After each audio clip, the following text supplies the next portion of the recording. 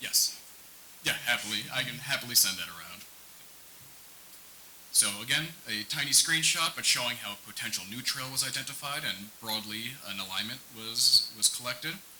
We also had collected resources for interpretation. So speaking with Jennifer, we identified wayfinding, natural history, land use and agricultural heritage, transportation history, and some other key themes for interpretation of the site, which were placed in this document, and other resources and reference items on trailblazing from the Trail Conference's best practices, a few suggestions about trail color changes to make trails more intuitive and make the connectivity a little more user-friendly, some ideas for future collaboration, whether it's workshops, layout design, social trail assessment, and also a collection of resources both on local history for future interpretation as well as trail maintenance and construction. The final element of our involvement was the conducting of workshops on the property. These training workshops were intended to recruit and train local volunteers, as well as to accomplish meaningful work on the ground. I'm a big believer that if you're teaching trails, the best way to teach is to go out and do. Not a big fan of classroom PowerPoints. You wouldn't know it today, but generally I'd have you all out with a tool in hand. One of the issues we identified during the assessment was one trail which went up a mound, down a mound. It was clearly being used by mountain bikers to gain some speed. The intersection with the trail had poor sight lines. It was a safety concern, as well as a drainage concern. Here's a snapshot. Hopefully you can see the colored line. The red line is where the trail currently goes in a fall line alignment, almost straight down the hill.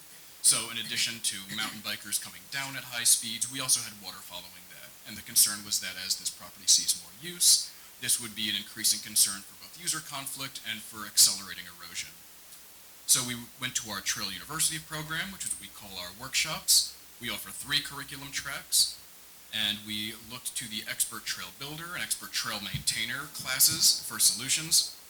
We started with a trail maintenance workshop to clear and mark the new corridor for the trail, a tread construction and repair workshop to teach volunteers how to build sustainable, durable walkways, and finally a graffiti neutralization and trail closure workshop to block off the old trail effectively. Here we see some teaching in the field with flagging tape indicating the new route.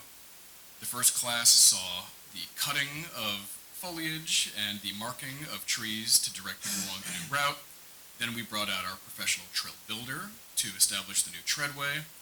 And finally, we brought volunteers up to scarify and decompact the old trail and drag leaves and leaf litter over to establish a nice seed bank. So the combination of aeration, allowing water to penetrate, breaking up the hard surface, we hope will lead to revegetation over the coming years.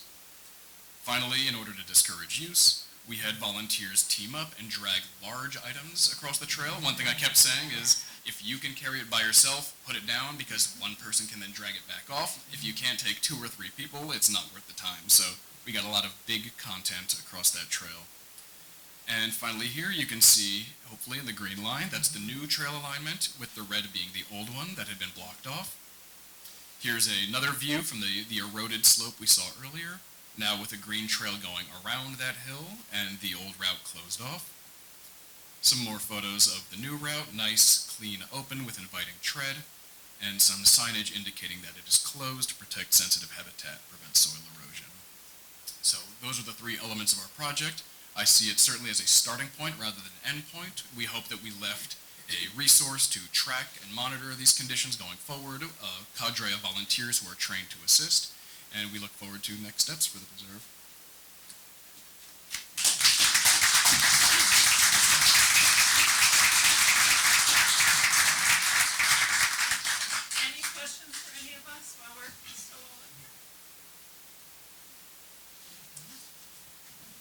I salute you for all your efforts and appreciate it from the very beginning of Greenway, all that you do. I couldn't help but notice in your initial map of the area that you cover that it comports with the area of the Hudson River Valley bioregion estuary. And you might change the name from New York, New Jersey to include that, because it would include Connecticut as well, which our bioregion does include. Our executive director is in the room and he's always shopping around for a name that's easier on the ears. Well, that one's more of a mouthful. Thank you. Great, thanks so much. This is wonderful. Are there any changes to the agenda? All right, go on. I wanted to call for any corrections to the minutes of October 8th, 2025. If anyone has any? If not, can I get a motion to approve the minutes? Jane, and a second? All right, Linda. All in favor? Aye. Any opposed? All right, that passes. All right, now I'm calling to order the Greenway Communities Council meeting. I wanted to, I'm not sure if Senator Jake Ashby got here? Oh, he did, I'm sorry, okay. Yeah. Okay. We're switching. Kevin has some other obligations, so we're going to go to the Conservancy. Yeah, I apologize, but I've got to catch a train back to the city for a meeting. It takes quite a while to get there. So we're just going to switch the Conservancy portion of the agenda now. So I'll call that meeting to order, and we have some good news. You sort of previewed in our welcomes, but want to officially welcome Elaine Bland to our Conservancy board. We're delighted to have you. We got a chance to chat up a little bit earlier, and I can tell already you're going to add a lot to what we do, and we're excited to have you. Did you want to say anything further? Well, okay. Just want to say thank you for the opportunity. Being part of Westchester County, we do touch a number of municipalities. We do border on Ridgefield, Connecticut, a lot of our parks. So anything that we can do with the park system in terms of conservation efforts. We're one of the few parks departments that actually have that built into our mantra. So it's parks, recreation, and conservation. We've worked very extensively to improve the Briarcliff Trailway. And we know that that's one of the prior governor's initiatives to make sure that our trailways connect here from the way of Connecticut, move up to Canada. If you ever do travel along the Bronx property right now, there was always a closed-off dead-end area that did exist between Yonkers, Mount Vernon, into the Bronx that was closed off. Through the capital project that we have now, we are putting bridgeways that will now connect those pathways. One of the big things in the presentation that was just outlined, as people are rediscovering the outdoors, we battle very often with mountain bikers as well, and we're always looking at areas to look at erosion and trying to improve the overall park area. One of the things that, believe it or not, down in Westchester that many people don't know is that obviously, as you know, landscapes are being changed and the land issues happen, we deal with just not only an invasive overgrowth in terms of vegetation, but our deer population, fox population, you name it, has increased tremendously. Even, believe it or not, as far south as what I've been told in Club City, even some sites at times of black bear. So it is one of the things that at this point that, anything we can do to improve our environment and quality of life for our constituents is something that we would be very eager to be a part of. One of the other things that we do in our conservation end is also youth development. Because obviously the stewardship in this room, everyone that is here is invested in ensuring that the environment in this world is left in a state and will be something that our children can enjoy. But the next stage to that will be for them to understand what it is in stewardship in terms of what it is that they can continue this effort that So I'm just so happy to have the opportunity to be a part of this and to offer whatever services that are provided. Thank you. It's very clear that the Senate Majority Leader made a very wise choice. We're happy to have you. So thank you very much. I'm now just thrilled to move to the next item, which is to accept our strategic plan, which we worked so hard on. And before I do that, I just want to commend and thank all the members of our planning committee. Of course, Meg, Edwin Aldrich, Sarah Olson, Jane, our executive committee, Angela Henry, instrumental, Betsy Jacks, who's online, and of course our outstanding staff, Beth, Andy Beers, and of course Andy. Our planning consultant was One-to-One Advisors. Anyone who was here in October remembers that they walked us through a whole planning session, which was fantastic. The plan is complete now. It's found in your packets. It's also on our website, but it's nice to be able to formally call for a motion to cement it into the books, as they say, and to make it our new foundation for going forward. So I will need a first and a second for that. Kitty, thank you for being a first. Second? Jane, wonderful. All in favor, please signal by saying aye. Aye. Any opposed? Thank you. Really excited to move forward with that. And with that, I want to introduce the gentleman who's kind enough to give me a lift from the train this morning, Tony, to give us some trail updates.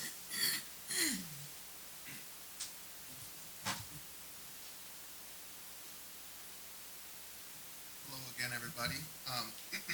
I'm just going to give you some updates on some of the projects that we've been working on to spend down some Empire State Trail funds that were left over during the construction of the Empire State Trail, which was finished in 2020. So for the past year, we've been updating you on the progress of a feasibility study that we committed to paying for the town of New Paltz for the Springtown Bridge.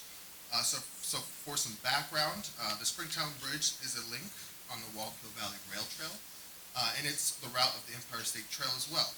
The bridge was originally built with wood in the 1870s, but was rebuilt as an iron truss bridge in the 1880s.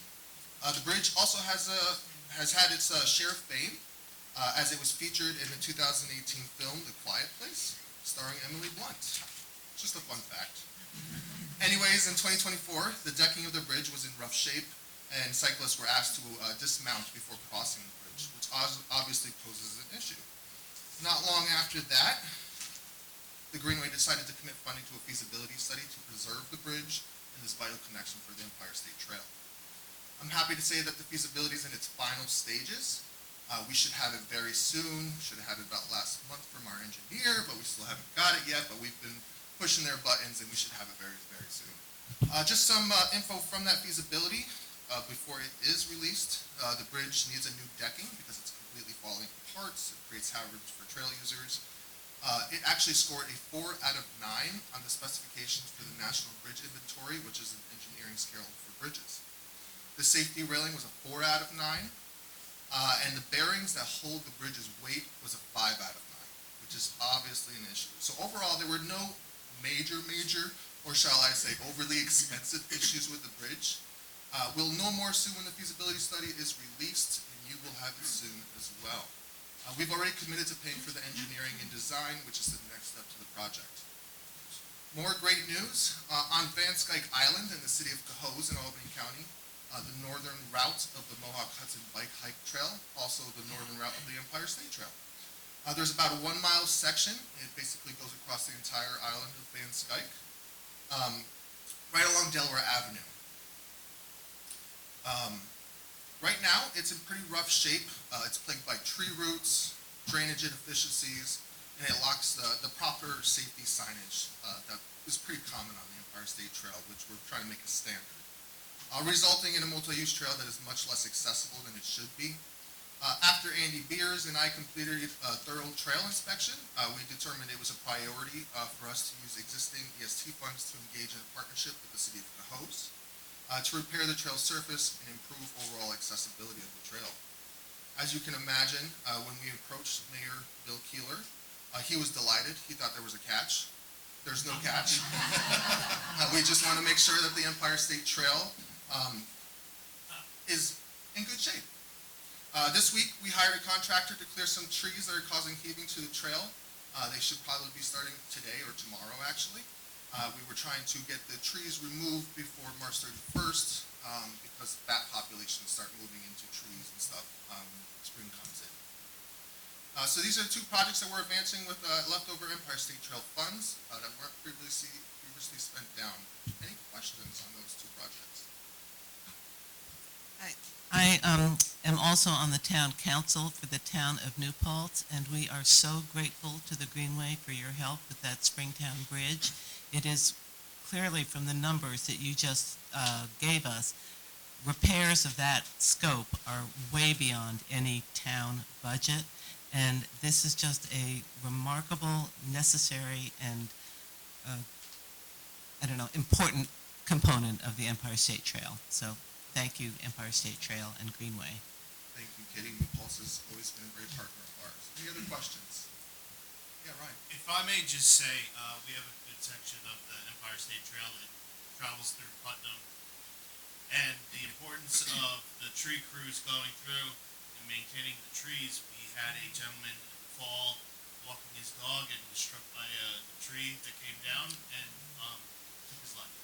So it's a great resource in our state, but it's definitely something. It's kind of scary when we look at trees as destruction. So It's unfortunate, large trees shouldn't be next to trails, unfortunately. Any other questions? All right, that's it.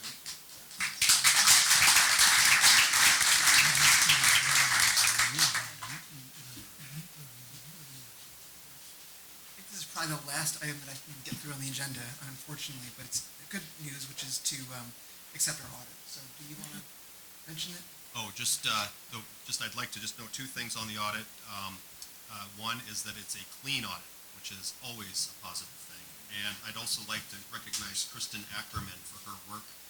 She started about the same time we were finishing up the audit, and she rolled up her sleeves and went to it and made sure that we had a clean audit. So I appreciate your work and time on that. If anybody wants to talk numbers, I'm happy to talk numbers. Kristen's happy to talk numbers, but we'll wait and do that later. Thanks. We can't say enough good things about Kristen. You've made such a difference, an immediate impact, really. We're really, really lucky to have you. So I will need to call for a motion in a second to formally adopt the findings of the audit. So this is anything. Thank you, Cindy. Second? Sarah. All in favor, please move by saying aye. Aye. Any opposed? Great. And now I think it's going to be talking about the flex time policy and leave. It's actually leave policy, so it's my policy to leave now as well, unfortunately. Now I've got to catch that train. I'm sorry to miss the ending of the meeting. I really hate to do that, but work calls, so I do have to go. But thank you all for being here. It's been a really inspiring morning, so thank you. Thank you, Kevin. Travel safe. Thank you so much.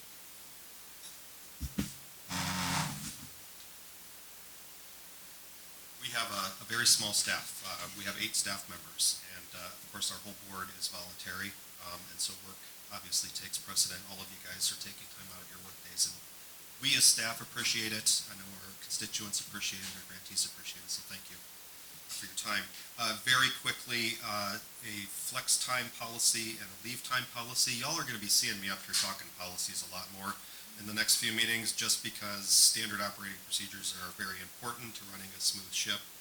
We're updating them, we're looking at all of them. This is one of the ones that we didn't have a policy on, and so I felt like we just needed something for clarity. It's very simple. It is in your packet. It is a 1-to-1 ratio, so if you're over by an hour, you get an hour. There's no cash payout, and there's no carryover from year to year, and we do have a balance cap as well, and I can't remember what that is.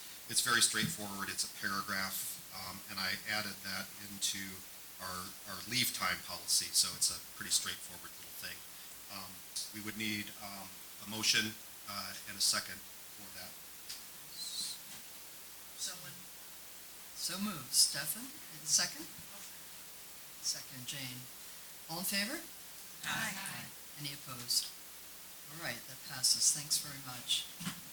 I'm going to continue with the Conservancy meeting, and we'll pop back later to the council meeting. So I wanted to invite Beth Campachero up to talk about new trail designations. Stay there, that's fine. I'll stay here. So yes, we are fortunate to have a few trail designations for the board to approve today. One is the result of a Greenway Conservancy Trail grant, and it's the Bannerman Island Historic Trails. And rather than me speak about it, we do have Executive Director Kaplan here, if you want to just say a few words about it. Hi. We are so thrilled to be able to work with Hudson Valley Greenway. It was the first grant we ever got, and it was the first year that Greenway was giving out grants. And it was a platform over at Breakneck Ridge Mountain, so you can actually see Bannerman's Island. You couldn't see it anywhere unless you crossed those train tracks. And it's still there, and now everybody can go to the island. But Bannerman's has a water trail you can get to. We have historic trails on the island where you can go and visit the residence that has been stabilized. We have a museum inside. You can walk around. We have historic gardens that have been maintained by our volunteer gardeners for 21 years now. They've been doing it, and so it's really blossomed into an incredible place. And to be designated as a Greenway trail designation is a great honor, and we appreciate it very much. And come out to see Bannerman's. We have shows, we have all kinds of stuff that go out over there, including a Titanic dinner, which is sold out. Nevertheless, please come and visit us, because it's really special. And it needs so much more work, so we're going to be, asking for more grants. Thank you so much. Appreciate it. Thank you so much, Neil. And the next trail designation we have, we're pleased to be able to add on to the Wappinger Greenway Trail with the addition of the Wappinger Falls Greenway Trail, including the Carnwath Farms, and Rhonda Donahue is here from Carnwath Farms. Friends of Carnwath. Hi, it's so great to be in a room of people who share our values. I'm so excited. So many resources, so much knowledge. Thank you all so much. I am on the board of the Friends of Carnwath, and I'm also representing the town of Wappinger, in which the Carnwath Farm Historic Site and Park resides. It is a 100-acre riverside park. We have gorgeous trails. You can see the Newburgh Beacon Bridge to the south, and if you walk across the top, then you can see the Mid-Hudson Bridge to the north. It is really amazing views. Our trails are in, pretty good shape, and we are very excited to join this community of like-minded people. We submitted our grant to Beth, and she's helped us understand that what trails are about is connectivity. And I've met so many lovely colleagues here, and one of them said to me, municipalities, they're only lines in the sand. So we have been working with the town of Fishkill and gotten easements along the river to try to hook up further to the south. We do have along our trail area connectivity to, don't know the number, I'm sorry, on the water trail at the Chelsea boat ramp. So our trail does come right there, so boaters can get off and walk, or walkers can get on boats and go. And then we can go all the way north, and working with our colleagues in the town of Poughkeepsie, they are super excited about this. We can hook up with the MTA at the New Hamburg train station, and then the Putnam County Audubon Society, I know this is all very complicated, is going to give its reserve in Dutchess County, which is in the town of Poughkeepsie, to the town, because I'm friends with many of the trustees of Putnam County Audubon, and they could be my parents. So, it's time for them to hand it off. So, with all that going on, we can hook up to the north, we can hook up to the south. We are kind of an island in the middle, but I would submit to this august group that if you can include us, and Stony Hill is already a Greenway trail, and we are almost abutting Stony Hill. So if you can let us join you, we will help you connect. I also want to speak on behalf of our town supervisor. The supervisor for the town of Wappinger is a 26-year-old man. He is so dynamic. He will talk to anybody from any government, from any party, of any race, to make something happen. And so I would just offer to all of you that when you have two good connectors, and I would claim myself to be one also, working at the same time, and we are not in the same political party, but he is running unopposed. He is really a special person. So that I would submit to you that if you give us the chance, we'll help you hook up along the river and meet some of the obstacles that would face us as we get further north and south. Any questions? Thank you so much for your time.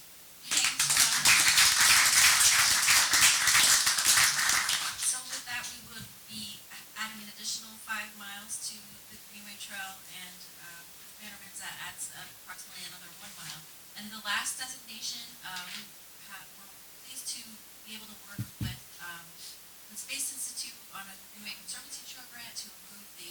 Minnewaska Carriage Road within Minnewaska State Park Preserve, and Annie Bergelin is here. And we'll be adding 2.6 miles.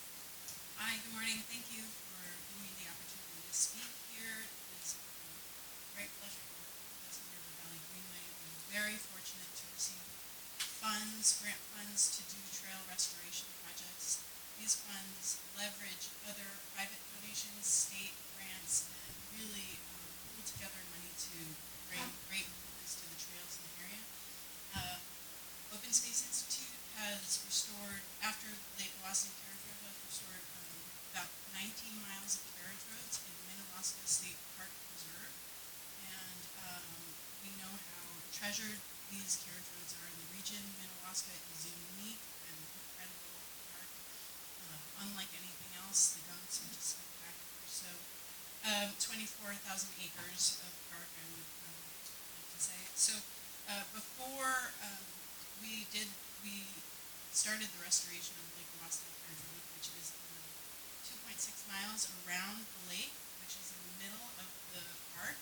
It's pristine, it's spectacular, it's really sort of backcountry experience. And prior to restoration, it was highly degraded, large cobbles that made it treacherous.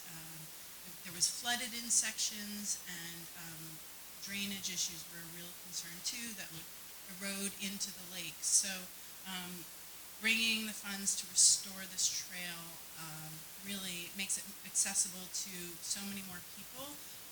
I know I tried to bike it myself once, and it was really like taking your life in your own hands and navigating all these challenges. So it's substantially complete. Lake Wawasing in the summertime is especially popular destination because there's a public beach on the lake. So for many reasons, this is a really wonderful restoration project, and we're very grateful to the Conservancy to provide funds for this project, and happy to answer any questions.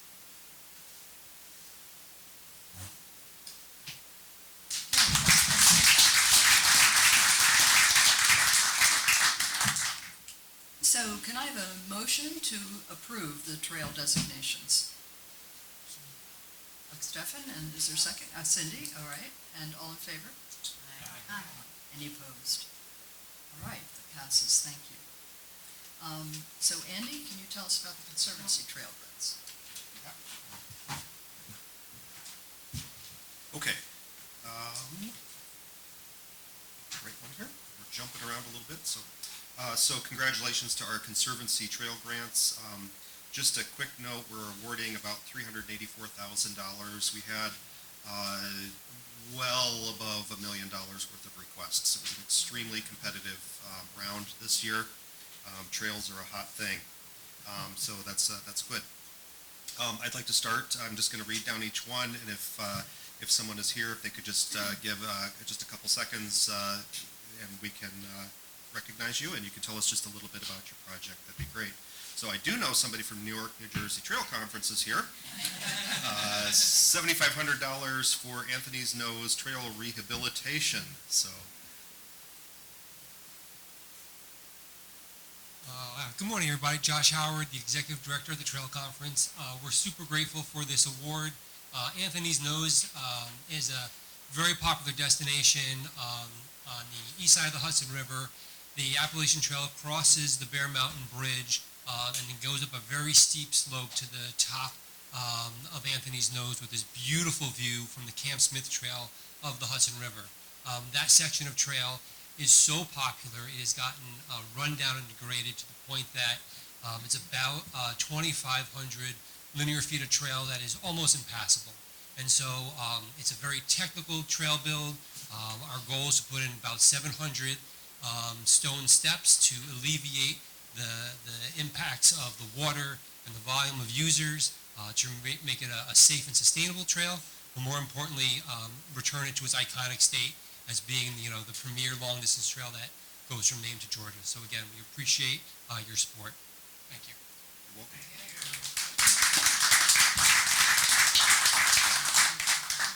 The next award is $7,000 to the Orange County Land Trust for the Fullers Brook Bypass Stone Staircase.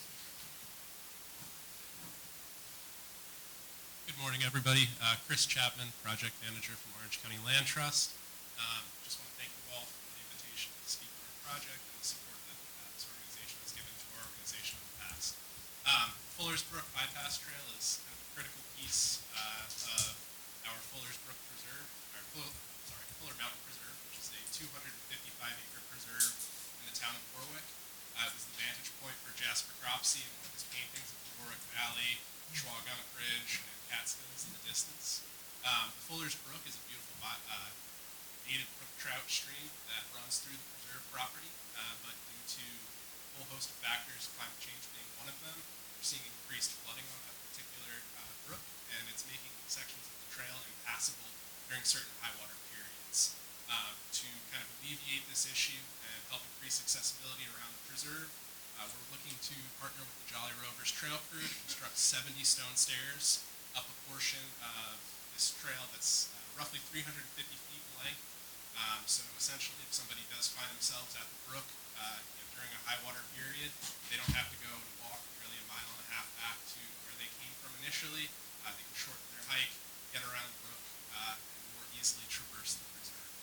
One of our goals of having a public access preserve is to help more evenly distribute user load across the Hudson Highlands region, and we've definitely seen that over the course of COVID. We just hope that it continues to be a resource for the community and visitors. Again, thank you for the consideration of our grant application. Very welcome. Congratulations. So the next award is to the Rye Town Park Commission, $250,000 to create an ADA compliant promenade, restore their promenade into an ADA compliant promenade along the beach within the town there. So someone from the town of Rye. Oh, they're on Zoom. Okay. So I think we're not doing Zoom because we don't have the voice. Okay, so congratulations. I want to just note we ran into somebody from town of Rye at the Towns Conference in New York City a couple of weeks ago, and it was all I could do to not say, by the way, it hurt. Moving on, $20,055. We love grants where they come in like that because we know they've done their homework. The Village of Briarcliff Manor, the Pine Road Parks Trail. Anyone from? Yep. Yes. Good morning. Thanks, everybody. For the record, my name is actually spelled Kevin Hunt. It's pronounced Pickle's Dad when I'm walking on the trails in Briar.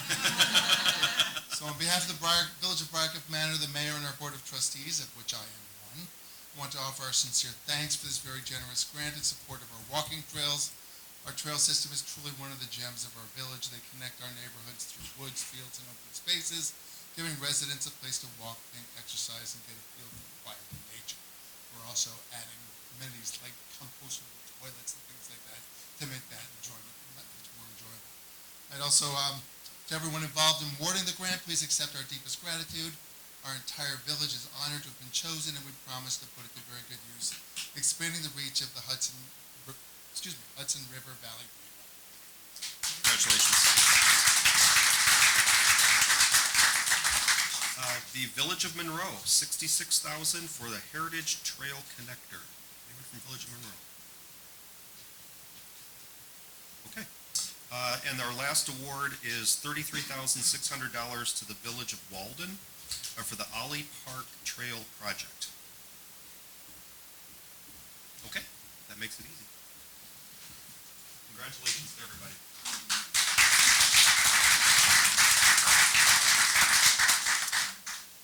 I will need a motion to accept these Conservancy Trail grants. Jane? And I have to recuse myself from the trail conference. Oh, okay. Okay. And Jennifer? Except the community's vote, I'm so sorry. It's conservancy. Yeah. Yeah, just Conservancy. This is for Conservancy. Sarah? Okay, so moved. All right. And All in favor? Aye. Any opposed? All right, we're going to now move back to the council agenda, and the first item there is I wanted to, the nominations committee has unanimously recommended Taylor Brook to be the council appointment to the Conservancy. And I wanted to make sure that, I know he introduced himself earlier, but I want to note that Taylor's currently serving as the Ulster County Clerk, which he's been in since 2024. He also was the Ulster County's Deputy Clerk and the County Archivist, and he was the City of Kingston historian and has been very active in the region's arts and cultural community, where he served on a number of boards and participated with performing arts programs, and also engaged with Revolutionary War reenactment programs. So Taylor, welcome very much. I do need to have someone make a motion to approve his appointment. Do I have that? This is from the council? Okay, Kitty? Wait, from the council? Yeah, council. There, Jennifer. All right. No second. And Wint will second it. All in favor? Aye. Anyone opposed? No. We've got friends here, so that's great. So welcome. Now you can vote. Then Cody is, I assume, still out. Dan, are you leaving? Yeah, Okay. Dan's gonna pitch in. Okay, Dan Jensen's going to come pitch in. Thank you, Meg. Cody left me his notes here, so I'll keep it brief. So we have 3 new Greenway Communities resolution up this time. We have the Village of Galway, population 160 in Saratoga County. We have the Village of South Glens Falls, population 3,700, also in Saratoga County. In the town of New Baltimore, population 3,200, that is in Greene County. With these designations, we are up to 289 out of 323 eligible Greenway communities. We're closing in on, getting that green to spread all through the valley. I want to thank Kevin Schmensfire from Delaware Planning, who's representing the town of Galway today, and Josh Westfall, he's representing the town of Moreau. They were instrumental in getting Galway and South Glens Falls to come in with community resolutions. Cody and I have been working the valley, lots of meetings over the last year. Just to put these in perspective, these 3 so far this year beat out last year's. We had 2. There were none the previous 2 years, and they sort of trickled in 1 or 2 at a time before that. We also have a compact community designation for the town of Rye. That's in Westchester County, population 49,000. This one compact designation is sort of in line with last year. We had 1, but there were none before that since 2021 and 2016. And I just wanted to say that Cody and I are going to keep working the valley, and there's going to be more to come. We've got some in the pipeline.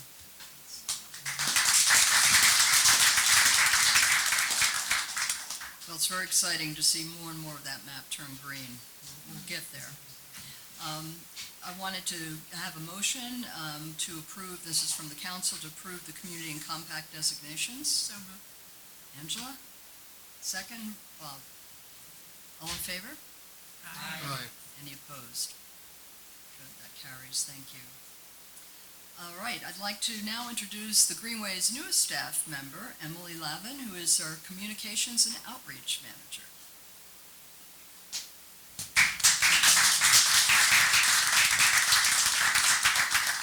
Good morning, everyone. My name is Emily. I started at the Greenway in October. So nice to meet everyone in person today. My background is in government and nonprofit public relations, and I've been working on updating the Greenway's communications strategy. So we're going to talk a little bit about that today. Let's share the screen, and hopefully we can make it a little bigger this time.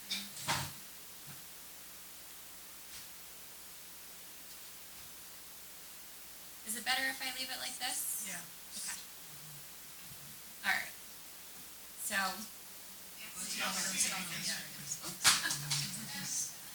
worse then, huh? All right, let's try.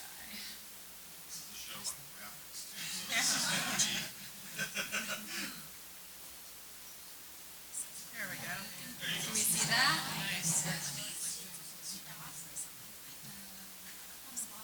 There you go. Unlock it? Okay. Yeah, yeah, let me go screen.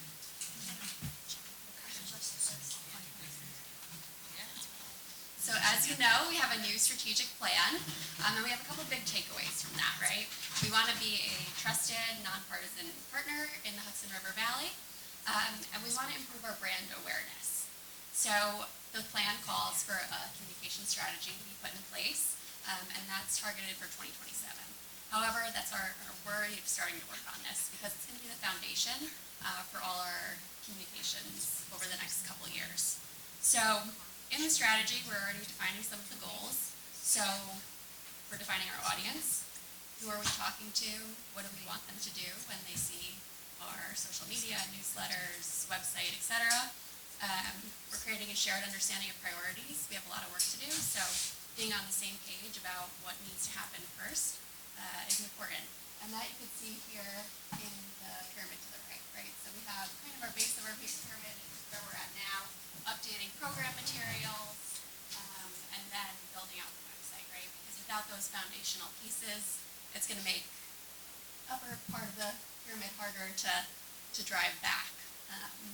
So working that, and we're going to identify what success looks like, right? So we're going to be very targeted and analytical in our approach.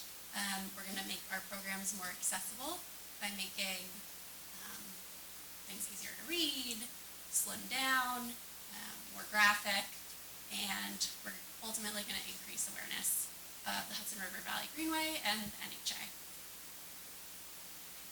Okay. So before we even get to that base of the pyramid, which is our program materials and our websites, we really want to look at our tools that we have available to us, right? We want to build internal capacity, and like I said, we want to measure the success of our campaigns. So right now, some of the tools we're building are our brand guidelines.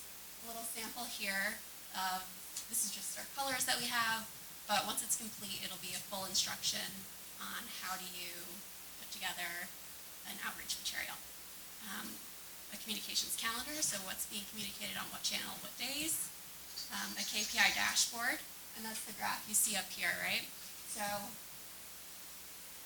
up a little, hold on 1 second. There we go. This particular graph is tracking applications received. As you can see, the small tweaks we're making to communications are already having a big impact on the applications that we're receiving. We're going to start updating our contact lists, clean them up so they're not getting bounces. They're up to date with who the town supervisor is, and so on and so forth. Increase our photography collection, right? All these outreach materials need to be pretty visual, so we want to make sure our photos are updated, and increase our AV equipment. So we just got a new camera. So that's a little internal capacity for us, so we can go out and get some of those shots ourselves. As you can see, we're already starting to create a visual identity for the Greenway. The flyers back there as well, very visual with the imagery of the Hudson River, bold text, and colors that are used throughout while the materials are the same. You can also see that visual identity in our newsletter, which is one of the first things we updated. So we have 2 templates now. We have the monthly newsletter, which everyone should have received a couple days ago. If you didn't, talk to me, let me know. We'll get you on the list. And then our more subject matter based communications, which is more of a letter style. We're already seeing clicks become more concentrated where we want people to go, which is awesome. So again, next steps here, we're going to increase our contacts. We'll hopefully increase our clicks as we improve our other areas of communications, right? We're going to be seen as a resource, and once our emails come in, people are going to be like, yes, this is good information, I want to read more. And then as we build, we're going to start tailoring emails more to audience, right? So we kind of have two audiences, community stakeholders, right, towns, villages, and people are coming as tourists, right? So who want to know about events, who want to know things to do, trails, access points, who don't care about when the next round of grant funding is. So kind of separating that a little bit, and again, that'll help us drive our reach. All right, our other project that we're deeply involved in right now is our Web NY update. So this is our state website. It's getting completely remapped and rewritten. The first portion, which you may or may not have seen, is our grants program. And we've broken out each grant program into its own web page. And just anecdotally, these pages are already some of our most popular pages on the website, with 3 times the amount of view time compared to our other most popular pages.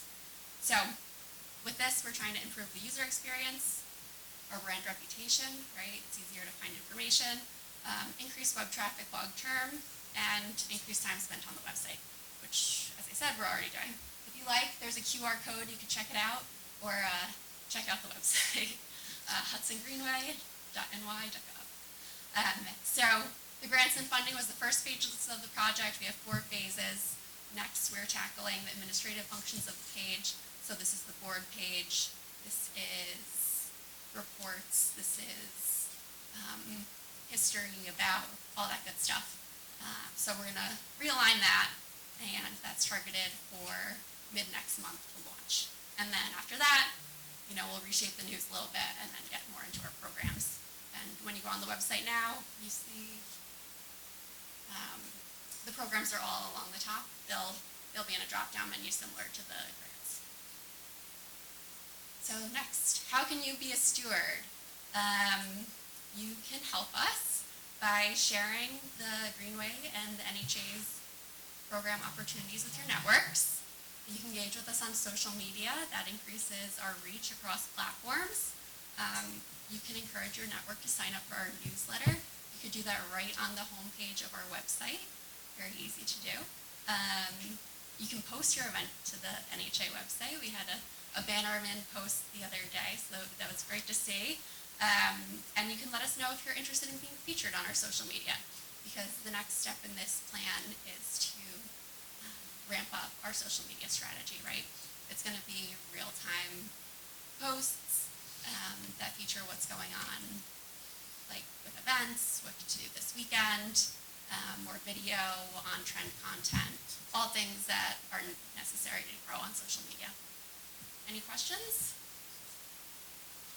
It is such a complicated audience segment that you have tourists and you have, the most intensively local locals. Do you have a sense of what's your tourism reach? Because you're performing a function that we're not seeing that service level at the state tourism, and most of us have tiny, except for Dutchess, like tiny tourism offices at the county level. Can you share with us what's the goal and where does it sit now? Yeah, so I think long-term, we want to be a place where someone who's traveling to the Hudson Valley or is also a local tourist, right, someone who's traveling to a different county, can go for information and they know it's accurate, up to date, and they're going to be able to build their experience there, right? So what's the trail I can visit? How is that connected to the historic sites in the area? And just really bringing all the pieces together, right? And I think it's creating a little bit different identities, and we have some room to play with the NHA, right? It gives us kind of a voice to move in that direction while still, the Greenway can be that kind of administrative farm. So still working through that. A percentage of, we want to saturate this much of the tourism market, or a certain number of eyeballs or clicks, or any kind of target? Yeah, so right now we're really in the baseline function here, right? We want to make sure we're putting out a good product, and we'll build on there, right? So right now we're continuing our paid advertising campaigns this year as we build up our more organic channels. It has been such a noted difference. The e-blast that went out was beautiful. I love the new design of the website. It's sort of parks adjacent, but it's fresh, it's clear, it's updated. Congratulations. It's just a tremendously obvious improvement. Thank you so much. Any other questions?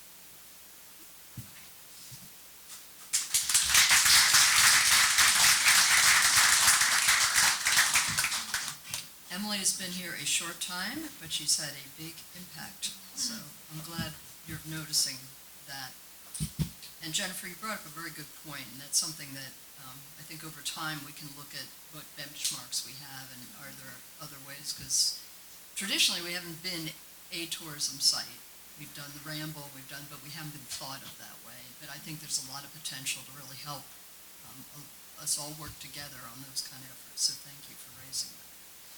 I want to bring up Andy now to talk about the William Barnabas McHenry Greenway Compact and Community Goals. Before I do that, I'm the one that's up here announcing these and asking our awardees to speak, but I don't have anything to do with the grant making or the grant management. That's Beth, and that's Dan over there. So thank you to both of you. You guys work hard. And I appreciate your work and your dedication on these grants. So and it shows in our awardees. So I'm going to start with our council compact grants because they're at the top of my list. So the McHenry Council Compact Grants, we made 2 awards this year, totaling $55,000. The first is for $17,500 to the town of Summers in Westchester County. Somers? I'm from Iowa, it's Summers. Somers. Okay, Somers, all right. My apologies, I'm sorry. The 2025 Somers Town Angle Fly Reynolds House Master Plan Project. Somebody from here? So I didn't embarrass myself too bad. Whew. Well, congratulations to them. All right, now y'all are going to have to help me with the next one here. The Village of Mamaroneck? Mamaroneck, thank you. I'm still working on this. Mamaroneck's Master Plan Update for Harbor Island Park, the Florence Park, and Taylor's Lane Park, $37,500, and congratulations.